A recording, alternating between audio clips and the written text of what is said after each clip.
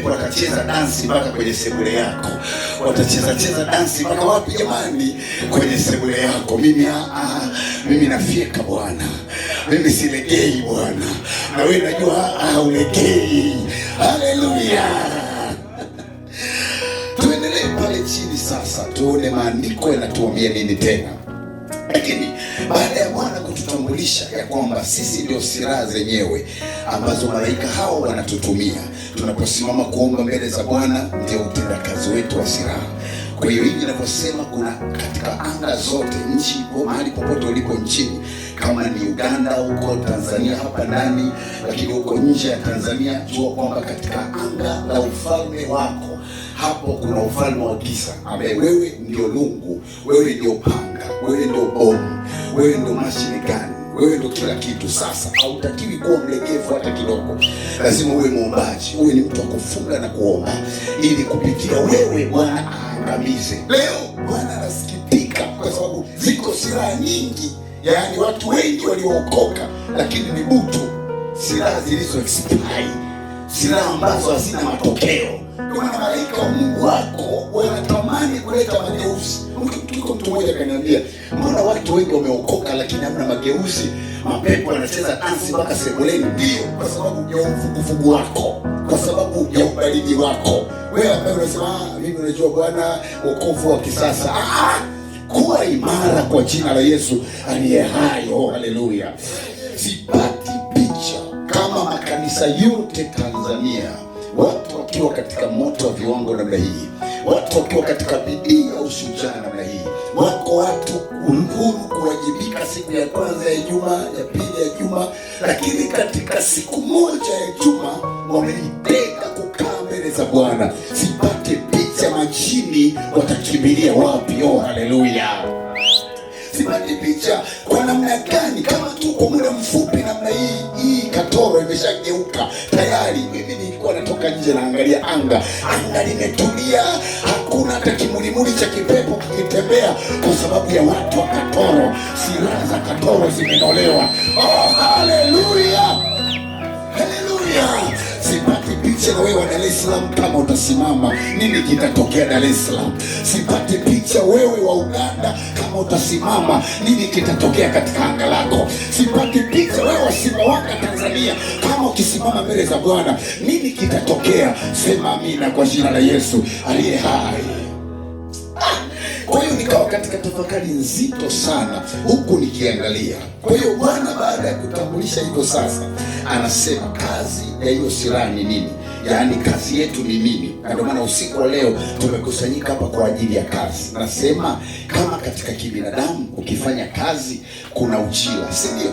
Ni zaidi sana kwa Mungu wetu, yeye aliye Baba tajiri wa matajiri, aliye Baba wa ufalme zote, aliye Baba wa viongozi wote, ujira wake ni maradufu. Kweli kuondolea hofu ya kwamba mara baada ya mkesha huu utapokea ujira maradufu kutoka kwa tajiri bosi Yesu Kristo aliye hai. Haleluya. Maana wakati wengine wanaonewa, wewe unatumika kuwafungua walioonewa.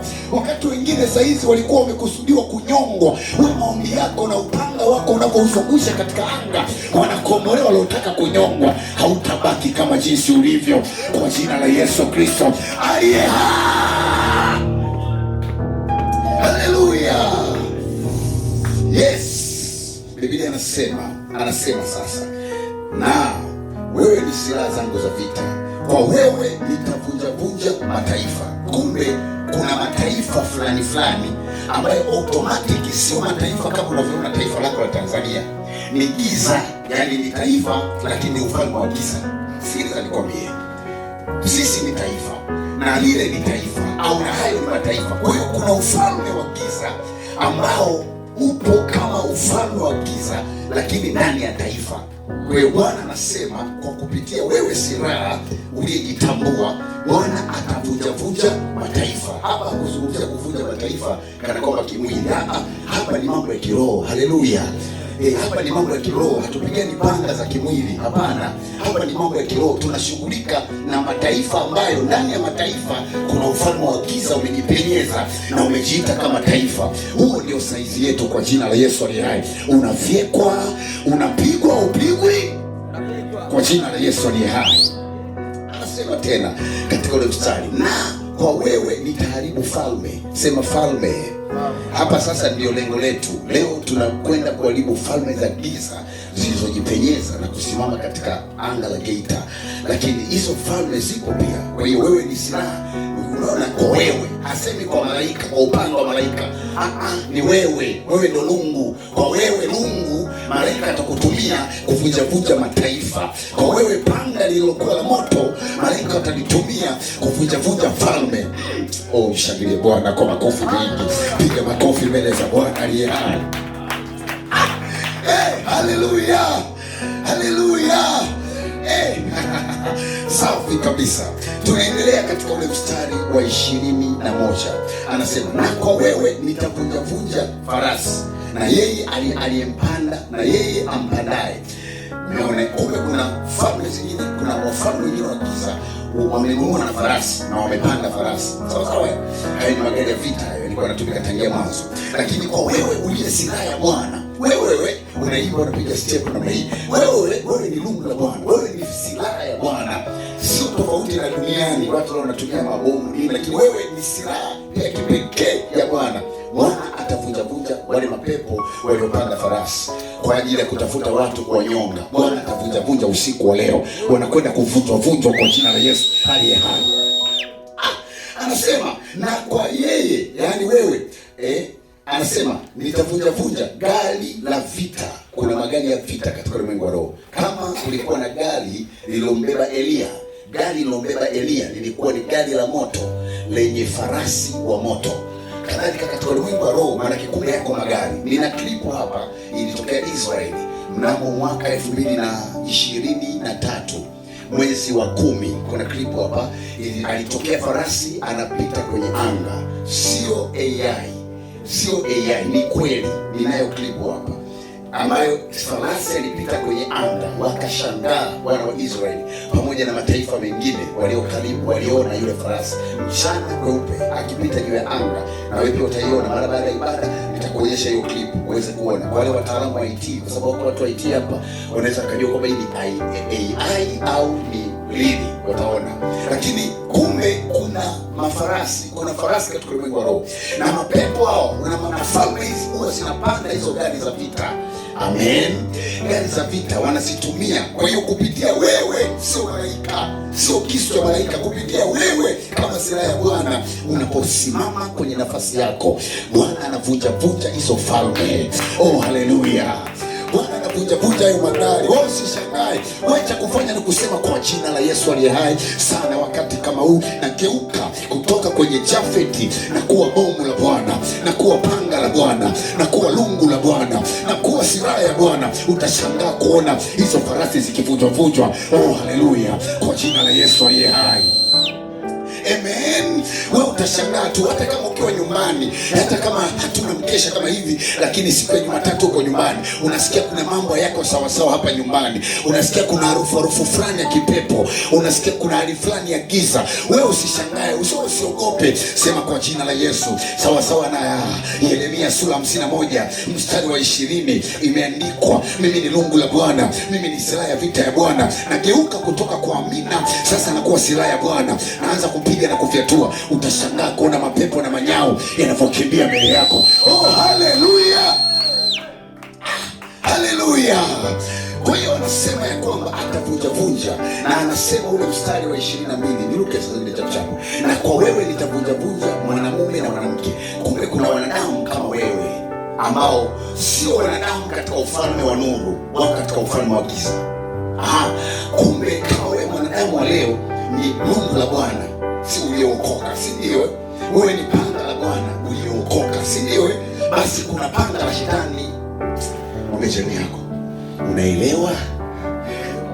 Kama wewe ni silaha ya Bwana, ni lungu la Bwana, wewe ulimkubali Kristo ndani yako, basi ujue kwamba kuna wale wenye kumkubali shetani, aidha kwa kujua au kutokujua, wamekuwa silaha za nani? Za shetani. Amen. Amen. Sasa hao ndio wanazungumzwa hapa katika mstari wa 22. Anasema hivi, na kwa wewe nitavunja mwanamume na mwanamke. Hawa sio sio wanadamu wa kawaida hawa ni wale ambao ndani yao wana utawala wa kishetani, ndani yao wamekuwa silaha ya kishetani. Sikiza nikwambie ndugu yangu, lazima tujue mambo haya ya kwamba kama ni lungu la Mungu, basi kuna lungu la nani? La shetani. Na hilo lungu la shetani pia anatumia watu, anatumia mwanamume na mwanamke. Lakini ashukuriwe Bwana kwa sababu silaha ya Mungu ina ujasiri mkubwa. Angalia wakati ule wa Misri, Musa anatumwa kwenda kama silaha kwa ajili ya kwenda kukomboa Waisraeli kutoka Misri. Tunaona Musa anakwenda pale na akitupa fimbo yake chini na kuwa nyoka. Sawa sawa? Lakini ona, katika kutupa kwake fimbo chini imekuwa nyoka, lakini Farao ambaye alikuwa anawakilisha utawala wa giza, naye ana watu wake, walipotupa ni watu nao. Sawa sawa? Walipotupa fimbo chini zikawa nini? Nyoka. Sema zikawa nyoka. Lakini ikaonekana aliye giant ni nani? Giant ni fimbo ya Haruni ambaye ilikuwa ni fimbo ya Musa. Sawa sawa? Ikameza nini? Zile silaha zote za nani? Za wale maadui. Haleluya! Ndivyo ilivyo katika ulimwengu wa roho. Kuna watu ambao ni malungu ya shetani, kuna watu ambao ni mabomu ya shetani, kuna watu ambao ni silaha za shetani, na ziko kazini, ziko nyumbani, ziko vijiweni unapocheza bao, ziko kule unapoangalia mpira kwenye kibanda cha mpira, ziko kule njiani, ziko kule mtaani unapofanya biashara yako, ziko kule dukani unapouza, unapokwenda kununua. Sasa wewe kama silaha ya Bwana, Bwana amekuweka pia kuvunja mwanaume na mwanamke aliyekuwa silaha ya nani? Ya shetani. Na usiku wa leo kwa jina la Yesu Kristo aliye hai na kwa mamlaka wewe Bwana ametupa, tunavunja na kuharibu. Sema amina kwa jina la Yesu aliye hai. Haleluya! Haijalishi ni mtoto au ni mkubwa, unapomkubali Mungu umekuwa silaha ya Bwana. Kwa hiyo ndivyo ilivyo, lazima tushughulike na hayo. Oh, haleluya! Anasema na wewe